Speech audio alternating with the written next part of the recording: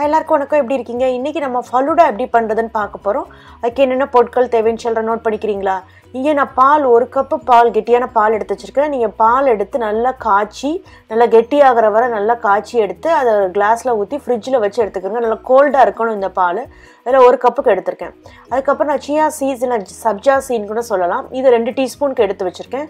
இது நீங்கள் வந்து தண்ணி 1 கப்பு தண்ணி ஊற்றி ஒரு 2 மணி நேரம் ஊற போட்டு எடுத்திங்கன்னா உங்களுக்கு இந்த மாதிரி வந்துடும். இது உடம்புக்கு ரொம்ப நல்லது. காலையில் நீங்கள் கூட இதை ஊற வச்சு சாப்பிட்லாம். இதை நீங்கள் ஃப்ரூட் ஜூஸ் பண்ணுறீங்கன்னா இருந்தால் கூட இந்த சியா சீட்ஸை மிக்ஸ் பண்ணி சாப்பிட்லாம். இல்லை கால்சியம் இருக்குது, ஒமேகா 3 இருக்குது, ஃபைபர் இருக்குது, அயர்ன் இருக்குது. அயர்ன் டெஃபிஷியன்சி உள்ளவங்க எல்லாருமே இதை நீங்கள் சாப்பிட்லாம். இதை நீங்கள் எடுத்து வச்சுக்கிறோங்க ஊற வச்சு. அதுக்கப்புறம் பாதாம் பருப்பு நான் இங்கே இடித்து வச்சுருக்கேன். டூட்டி ஃப்ரூட்டி எடுத்து வச்சுருக்கேன் 2 டீஸ்பூனுக்கு. டூட்டி ஃப்ரூட்டிக்கு பதிலாக நீங்கள் ஏதாவது ஜெல்லி, கலர்ஃபுல் ஜெல்லி குழந்தைங்களுக்கு பிடிச்சா கூட நீங்கள் அதை கூட எடுத்து வைக்கலாம். வேஃபர் பிஸ்கட் 2 வச்சுருக்கேன். சேமியா இங்கே குக் பண்ணி வச்சுருக்கேன். சேமியாவை நீங்கள் எப்படி குக் பண்ணுறதுன்னா, தண்ணியை நல்லா கொதிக்க விட்டு கொதிச்சதுக்கப்புறம் சேமியா உள்ளே போட்டுட்டு நீங்கள் அடுப்பை ஆஃப் பண்ணி விட்டு கொஞ்சம் அப்படியே விட்டுருங்க. அந்த ஆவிலேயே அது அவிஞ்சிடும். அதுக்கப்புறம் நீங்கள் இதை வடிகட்டி குளிர்ந்த தண்ணியை வச்சு கழுவி எடுத்துக்கிறோங்க.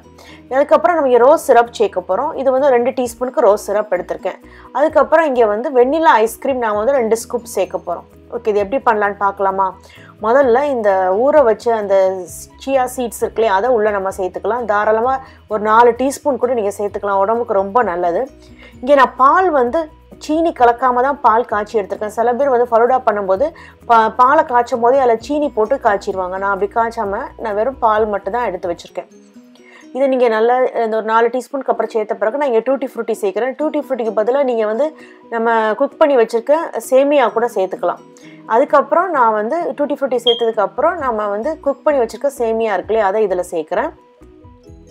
சேமியாவை சேர்த்துட்டு நாம் வந்து காய்ச்சி வச்சுருக்க அந்த கூலான மில்க் இருக்கு இல்லையா அதை நம்ம இதில் சேர்க்குறோம். நல்லா குளிர்ந்த பாலை வந்து இதில் சேருங்க, ஃப்ரிட்ஜில் வச்சு சேருங்க. இதை சேர்த்ததுக்கப்புறம் நாம் எடுத்து வச்சுருக்க ரோஸ் சிரப் இருக்குல்லையே அதை நான் 2 டீஸ்பூனுக்கு இதில் சேர்க்குறேன். சேர்த்துட்டு ஒரு ஸ்பூனை வச்சு நல்லா மிக்ஸ் பண்ணி விட்டுக்கிறங்க.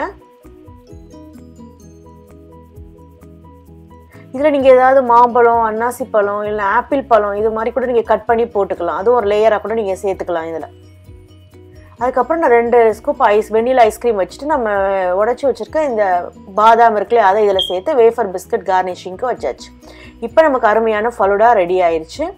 இதை நீங்கள் வந்து வீட்டில் குழந்தைங்களுக்கு பண்ணி கொடுக்கலாம், கெஸ்ட்டுக்கு பண்ணி கொடுக்கலாம். ரொம்ப நல்லது. நைட் டைம் நீங்கள் ஏதாவது பார்ட்டி வச்சிங்க அப்படின்னா அந்த பார்ட்டிக்கு இந்த மாதிரி ஃபலூடா டெசர்ட் பார்ட்டி மாதிரி வச்சு ஃபலூடா கூட நீங்கள் கொடுக்கலாம்.